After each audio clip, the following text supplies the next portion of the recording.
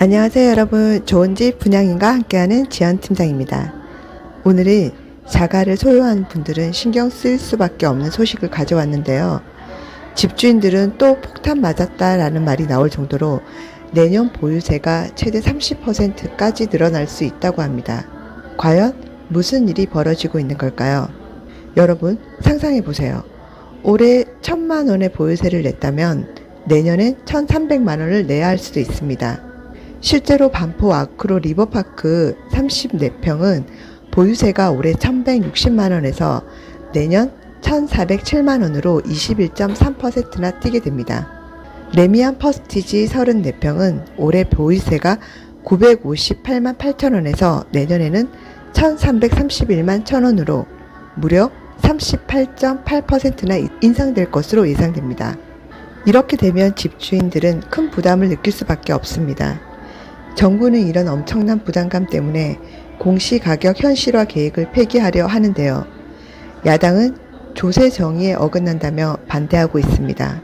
민주당 의원들은 서울 지역 특히 강남 상구는 실거래가와 공시지가의 괴리가 크다고 지적하며 현실화율 폐지에 대해 부정적인 입장을 보이고 있습니다.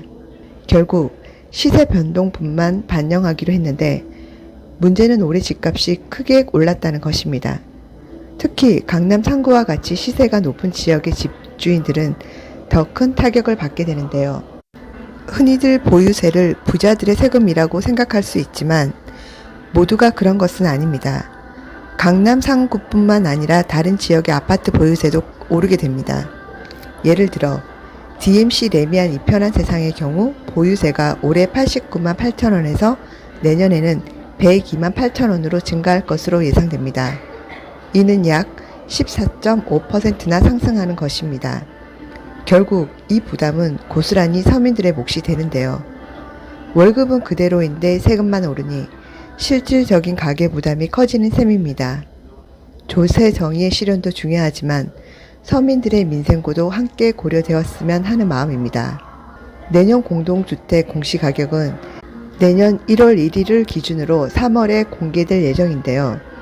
전문가들은 이러한 보유세 인상이 부동산 시장 침체와 임대료 상승으로 이어질 수 있다고 경고합니다. 결국 집 없는 서민들의 주거 부담은 더 커질 수밖에 없고 부동산을 통한 빈부격차가 더욱 심해질 것이라는 우려의 목소리가 나올 수밖에 없는 것 같습니다. 여러분은 이번 공시가격 조정과 보유세 인상에 대해 어떻게 생각하시나요? 이런 보유세 인상이 조세 정의의 실현일까요? 아니면 또 다른 형태의 서민 증세일까요? 댓글로 여러분의 의견을 들려주세요. 오늘 영상이 유익하였다면 구독과 좋아요, 알림 설정까지. 여러분의 구독과 좋아요는 영상 제작에 큰 힘이 됩니다. 그럼 다음 영상에서 뵙겠습니다.